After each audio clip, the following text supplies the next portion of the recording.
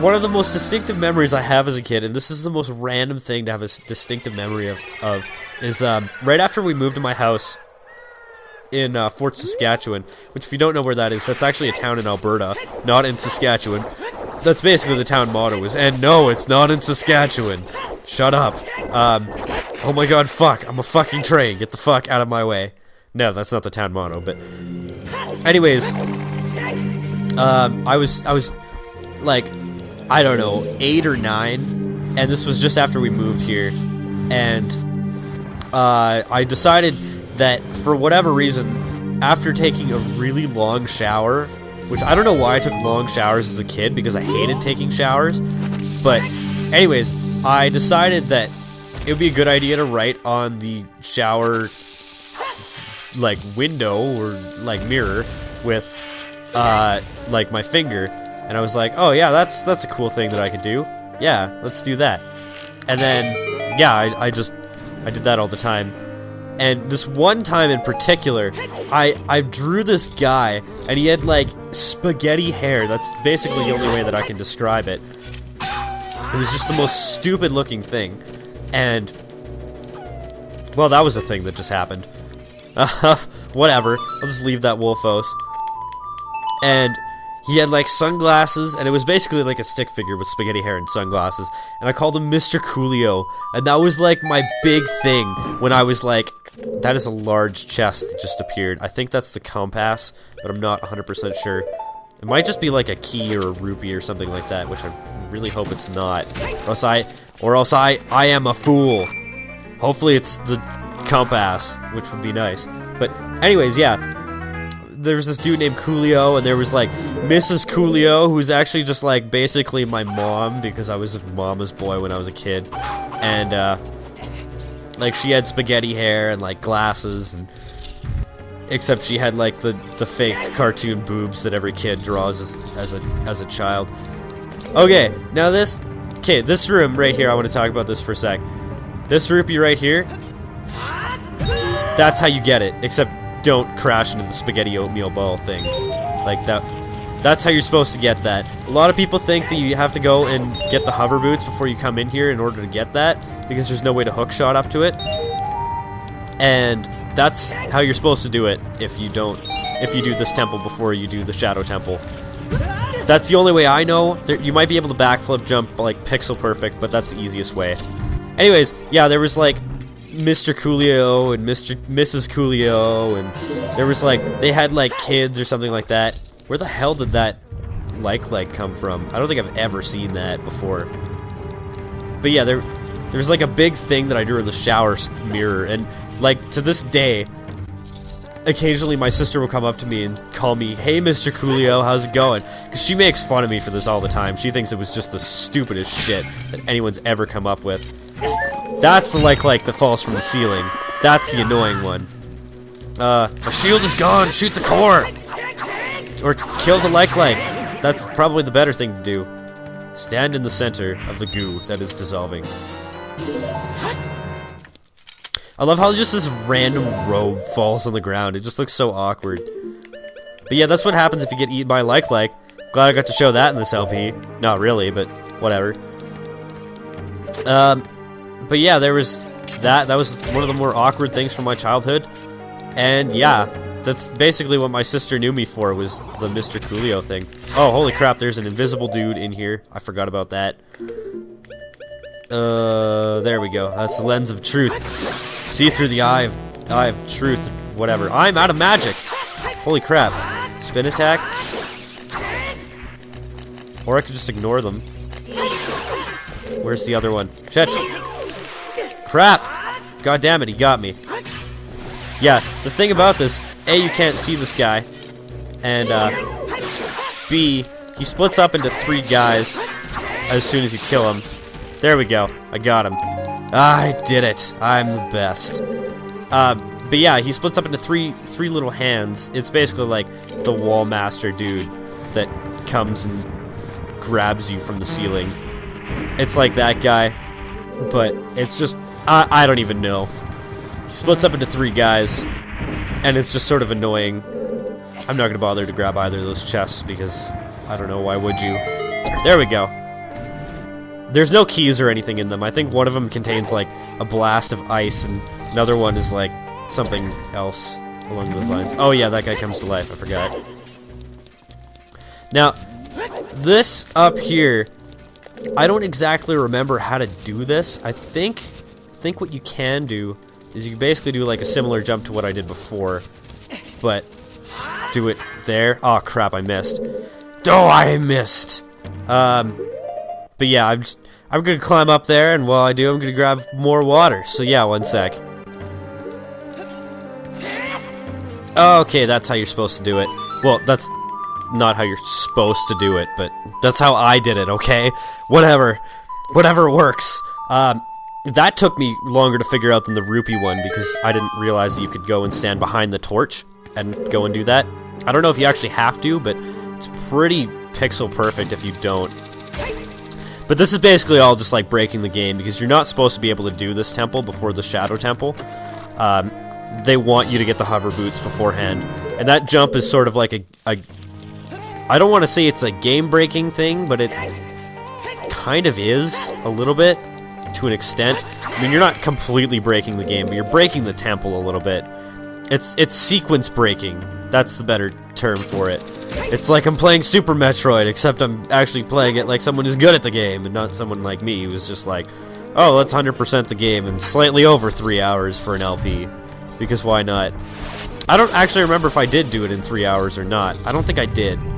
And that's probably because of the time, like, in between videos that it always takes. Like, I don't know about other LPers, but when I do something, in between videos is like 5 or 10 minutes generally for me.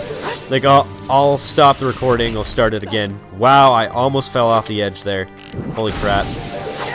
And, yeah, like, I'll restart the video, and I'll go and, like, go to the bathroom, and I'll go get a drink of water, or I'll go look up something in the game, and all that fun, jazzy stuff that everybody loves to do in games that isn't actually part of playing a game. But I don't know, if you're playing it in one full session like this, then yeah, it is sort of a thing. But I mean, when you're LPing and you're doing like in between videos stuff, it's like it doesn't really work. Like sometimes I'll sit down and record an LP, and I'll be like, oh, I gotta grind in between videos, so I'll actually sit there and do that, and then like record one video, grind, and then record another one. Now this fight, I'm going to use this, and I'm also going to use this. And my main reason for that is because my main man myself wants to do that. I actually had this teacher in grade 10. It's my grade 10 math teacher. He's the weirdest guy I've ever met. Like, such a strange person. But he's from like Dubai or something like that. I don't actually know where he's from. Wow, does that only take 4 jump attacks? Holy crap. But no, he wasn't from Dubai, but he was from like some really no, he was from Ethiopia, that was right. And he came over to Canada to teach math to high school students because that's apparently what he really wanted to do in his life. And yeah, that's like, he was one of the most enthusiastic teachers I've ever had, and that's probably because he like grew up really poor and he tried really hard at everything. And as a result, he wanted everybody else to try really hard at everything. And I think he's one of the few teachers I've ever had that has actually understood the fact that people are lazy and don't really want to do homework. So he didn't give us any homework. He gave us optional assignments that he would highly recommend that we did. And he was one of the few teachers that I actually had in high school that actually treated me like an adult, which is nice, because that doesn't happen very often, unfortunately. Generally, high school now is seen as like adult babysitting or something like that. It's not really adult babysitting because they still treat you like a child, but it's really unfortunate that they do. It's basically what I'm saying. But this is one of the few teachers I've ever had that actually treated me like an adult. And basically all university profs go and like they expect a certain caliber of being awesome and being old and being an adult and stuff like that. I don't know how to describe it, but yeah, they have certain expectations. That's basically the best way that I can describe it. But this guy had certain expectations, but he was also like, the world's not going to end if you don't meet them. So, which was actually nice, because I know, for example, my grade 12 physics teacher had high expectations for a high school teacher, and she was, oh my god, she was probably the worst teacher I had in all of high school, because first of all, she was a bitch. Like, I don't use that term lightly, because generally when I'm talking about a teacher, like, now, if I was in high school, I'd be like, yeah, the teacher's a bitch, I hate her, or something along those lines, and, yeah, I just, like, trash them or whatever, but, I mean, this person, she was a real piece of work. Like, basically every single class that we had, she would sit there and be like, oh, I wish I got my master's degree, then I wouldn't have to teach these bratty little kids. It's like, why would you say that in front of your students? How bad of a teacher are you that you actually, like, go out of your way to make your students feel bad about, like, them being incompetent or something like that? And, like, she was teaching Physics 30, which was, like, grade 12 physics. We used, like, a different... Oh, I guess you can't use bomb shoes on them. But, we use a different, high school scale in Canada than a lot of other places. So, grade 10 classes are, like, 10, or, like, 14 is the remedial one, which is basically, like, supposedly the dumb people's class is something that starts with a 14. And, the 20 level classes are grade 11, and then the 30 level classes are grade 12. And then once you get into university, it gets a little weirder, because the 100 level classes are not introduction classes like first year classes. Those are what's called block week courses, where you basically do the course in a week at the start of whatever semester. And it's like 8 hours a day of class times 4 days a week, and then you have a final at the end, and then that's basically the equivalent of taking one full class. That's what they counted as, at least. But yeah, you could take those, and then it's stuff, and I didn't need to climb down here. That was dumb of me. I just need to hit this thing through whatever. Yep, I think that's all. Yeah, that's all I need to do. But yeah, there was the lower level classes that are the 100 level. Sorry, it's hard to concentrate. I'm trying to figure out what I'm doing in this temple, as well as, like, doing, like, talking and whatever. Dude, what are you doing? Die, Bubbles. Nobody likes the Bubbles. But yeah, the 100 level classes are block week courses, and then the 200 level classes are first year. I'm taking 500 and 600 level courses, which basically amount to the fourth year university and graduate level. So a 600 level course would be a master's level, and a 700 level course would be PhD level. And yes, they do take courses. They do take classes still. It's not just like research and stuff like that. I kind of thought when I started university that it was just research that they did, but no, apparently not. And yeah, they do some really interesting stuff in the higher level courses, but it gets really difficult. Like, once you get to a 600 level course, the expectation levels are so much higher than if you taking like a fourth year university course, because the expectations of a graduate student are so much higher than that of an undergrad student. Because they see a graduate student, they're like, oh, they're there for 4 years, and then it's just basically like, yeah, whatever, they're gone. They get like thousands of them at a time, and it's like, oh, whatever. I think there's like 23,000 undergrad students at my university. It's ridiculous how many there are. And yeah, I think there's like only a few hundred, well, not a few hundred, there's maybe 1,000 grad students, and you have to have like a professor sponsor you in order to be a grad student. So yeah, I wouldn't want to say like it's a huge deal to be a grad student, but it's kind of a big deal. It's definitely a bigger deal to be a grad student than to be an undergrad student. And once you take a 600 level course, they're a lot harder no matter what you take. What the balls is going on here? Why are you like holding your brooms? Oh, looks like someone is here, Kuami. I don't know how to say her name. We have more company! Wow, I totally screwed that up. What an outrageous fellow he is to intrude so boldly on our temple. Woohoo! We should teach this outrageous fellow a lesson. We have more company! Oh, loyal minion. Destroy this intruder on our behalf. And they just sort of disappear into blue and red. What the balls?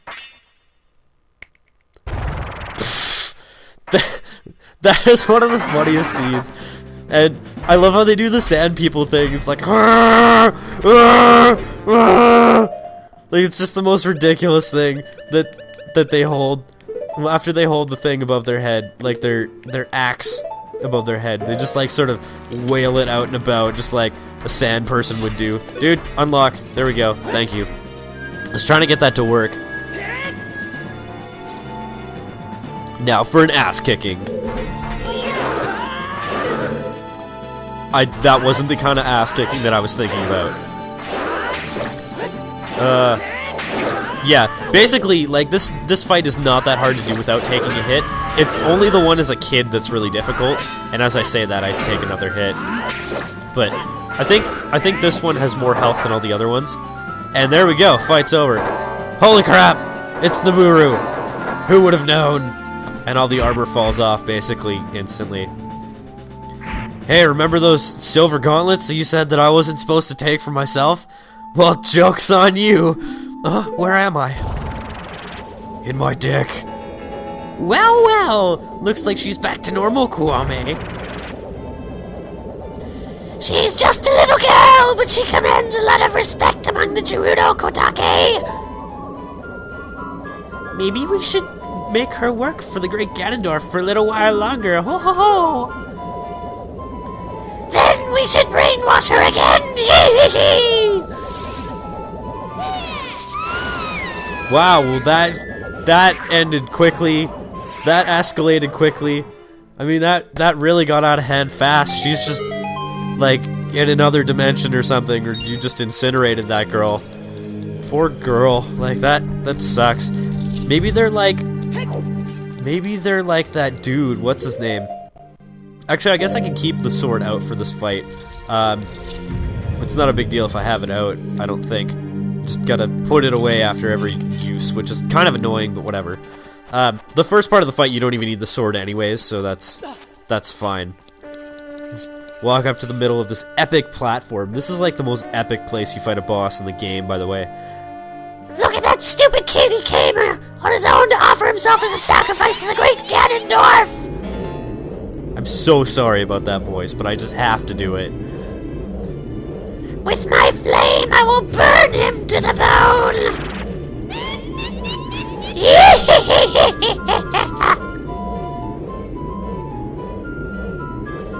With my frost, I will freeze him to his soul!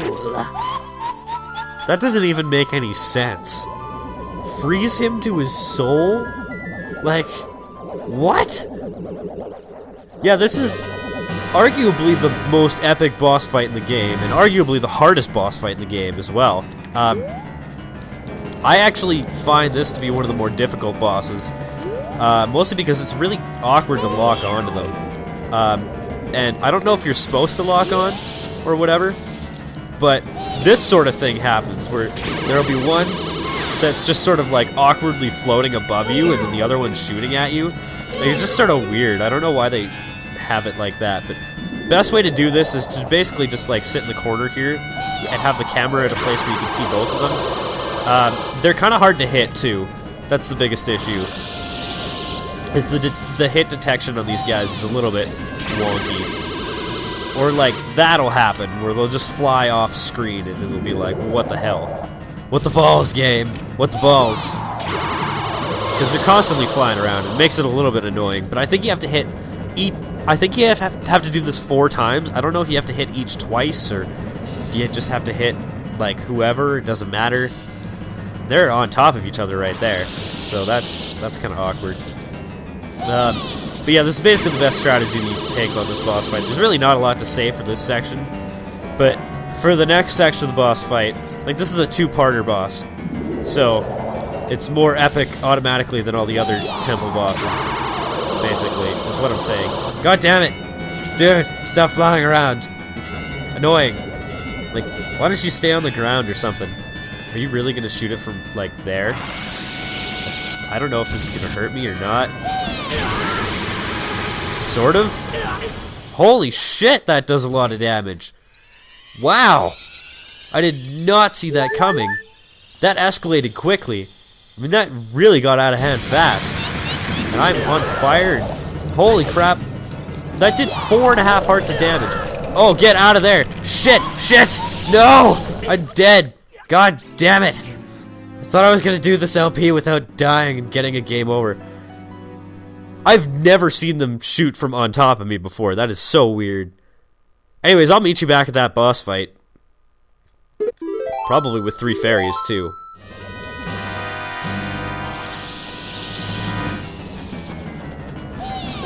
Dude, are you seriously charging your attack while I'm climbing the platform? What the hell? Oh, that's so cheap. You know what's really odd is I don't think I've ever actually gotten a game over on that boss before. Which, I don't know, it's good, but at the same time, they seem to be being a little bit cheap on me here. I will admit, though, that was totally my fault that I died. I will say that it was weird that they just sat on top of me and attacked, because I've never seen them do that before. Generally, they're a little bit, like, further away. I don't know how to describe it, but yeah, generally they'll attack from somewhere that's further away. I don't know if their AI is, like, programmed to keep them on top of you when you're sitting in the corner or what. Because I think this is the first time I've actually tried fighting them like this. Get on the same side, please, so I can actually do something to you. Oh, crap. Jesus Christ, get out of that beam. I'm firing your beams. Don't be firing them beams. I don't even know what I'm saying right now. I'm just frustrated, or as my friend always says frustrated. I don't know why people can't pronounce these relatively simple words, like frustrated. Frustrated is not that hard to say. Cinnamon is hard to say. I can't say it. Cinnamon. I sound like I'm retarded, but anyways, it's a hard word to say, and anybody who says otherwise is probably better at the English language than I am. It's like there's someone in my group who can't say one of the main pieces of equipment we're using for our design project. They can't say anemometer. It's like, we have tried really hard to get them to be able to say this, and it does not work. Will you two, like, get off of on top of each other? That's just weird. Like, what are you doing? Get off of on top of me. Like, I can't hit you like this. That's the biggest issue with this boss fight, is the programming for where they are is so randomized that it's like, it's very rare that you'll actually be able to hit them. Dude! Dude! What the hell? It's a good thing I went back and got fairies, or else that would have been 2 game overs I got on this boss. See if I can get them with my shield. No, it's going right through my shield. What the hell? Okay, that was kind of BS. I will say that. Sometimes in this game, though, like, you'll be fighting a boss and it'll just be like the most BS death that you ever have. But the key to this boss fight is to not lock on to the bosses, which is what I'm trying to not do. But unfortunately, to change the camera, you're kind of hooped if they get really close. And if they get too far away, it's basically impossible to hit them because the camera. You get too close to the edge of the platform, and you're basically shooting for blind, which is really annoying. This is an epic boss fight, yeah, but there's a lot to complain about for it at the same time. Like that, she was in the perfect spot, and then she's like, no, I think I'll be over here. Oh, wow, I actually hit her. That's surprising. Please, second phase? God damn it. It's taking so long. This is the longest boss fight ever. Like, I think this is legitimately the longest boss fight in the game, for sure. Like, no matter who you are. It's really difficult to speedrun this. Dude! What the hell, game? What the hell? I totally had my mirror shield out and ready to go. Oh god, don't be doing that. Don't be doing that again and killing me. Yeah, if you stand in, like, the area in which they shoot, it will do damage. Like, for example, you see, like, there's a large area there that's red afterwards. After she's shooting and firing her beams all over the place. Yeah, that... If you stand in that area, then you are in for a world of pain and suffering and probably some other things that go along with that. Thank God! Because this part of the boss fight is a lot easier. Kotake and Kiwame's double dynamite attack! That voice really hurts my throat. Why do I keep doing it? Oh God! Ugh! So, two extremely old ladies transform into a really horny, giant, like, weird-haired person. Your hair is weird enough for the both. For two people. You can go on the boat. If anybody knows what I'm referencing there, you are awesome, by the way. It's Yu-Gi-Oh! Abridged, which is an awesome series. Yeah, I would highly recommend it to anybody who likes funny things. It is relatively funny, I would say. And yeah, I guess I have to put my sword away. Put away. There we go. Thank God. It takes forever to put your sword away in this game. Like, you have to stand there for like 5 seconds and just do nothing. It's kind of annoying, actually. Oh God, get out of the way. Oh, Jesus. Yeah, basically what you want to do is you want to get your shield to absorb the right laser 3 times. And if you absorb the wrong one, then it'll hurt you, I think. I don't know if it'll hurt you, but I know it'll, at the very least, negate the one that you have, so it's kind of annoying. There we go. And fire! Fire my thing! Holy crap! I just killed her, like, between the boobs. And now she's, like, not sexually provocative anymore and winking at Link very creepily. Yeah, once you get to the second phase of the boss fight, it's a cinch, but the first phase is, like, kind of annoying. Shoot, what a fresh kid! This time we'll get serious, right, Kotake? What? Hey, Kwame, what is that above your head? I don't know, but you have one over your head too, Kotake. Well, how do you know if you don't know what it is? But I'm only 400 years old. And I'm just 380 years old. We're twins, don't lie and about your age. You must have gone senile. Who are you calling senile? You're 2 year older sister. We're twins, how you can be older? Yeah, how heartless you are. How can you be so ungrateful? You're heartless. You're ungrateful.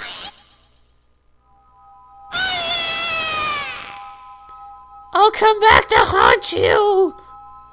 Well, apparently we killed like 2 400-year-old ladies, so that's a thing that just happened. Sure, I don't know. Also, I don't know why Link randomly walked to the middle platform for whatever reason. I don't know why he couldn't just stay on the platform that he was on, but whatever. Formalities and stuff. And now we're back in the Chamber of the Sages, sages. Sunday, Sunday, Sunday. Be there. Or don't be there, or whatever. How did you float out of the ground? It was very odd. Kid, let me thank you. Look what the little kid has become in the past 7 years. A competent swordsman. You met me once for like a minute. Like, who are you? We're not sworn brothers. Why are you a sage? I guess they really just could not think of another character to put as the spirit sage. By the way, this is the temple that you're supposed to do last. You're supposed to, like, basically go immediately to the Temple of Light after here. Well, not the Temple of Light, the Temple of Time, and go and fight the final boss, but... Well, go to the final area and not fight the final boss immediately, but... Yeah, you're basically supposed to, like... This is supposed to be the last sage that we rescue, and this is the 4th. And the 5th is going to be the Fire Temple Sage, and the 6th is going to be the Shadow Temple Sage. Because for whatever reason they programmed it so that you cannot do the Shadow Temple until you've beaten both the Fire and Water Temples. However, I sort of totally broke the order in which you're supposed to do these, so... If only I knew you would become such a handsome man. When I'm not Kid anymore, gee thanks, I would have kept the promise I made back then. Okay, that's odd, but alright, whatever. What promise did you make? You didn't really make any promise, other than to just, like, kill Ganondorf. But yeah, that's gonna be it for this Actually, no. I'm going... Dude, controller. It's hard to articulate thoughts and play a song in the Ocarina at the same time. I am going to enter the Fire Temple, and next time we will do the Fire Temple. So yeah, I will see you guys... Well, now, I guess. It's not really the end of the video yet. We gotta get inside of the Fire Temple first. This is arguably the easiest temple in the game, I'd say. This or the Shadow Temple. So yeah, we left the two easy ones for last. The only issue is that you could actually die getting into this temple because of this ladder. And, yeah, you don't immediately go into the temple as soon as you go down the ladder. You gotta walk in the door first. And I'll actually show this properly this time. So yeah, we're in the Fire Temple. And next time we will do the Fire Temple. So I will see you guys then. Goodbye. And thank you guys for watching.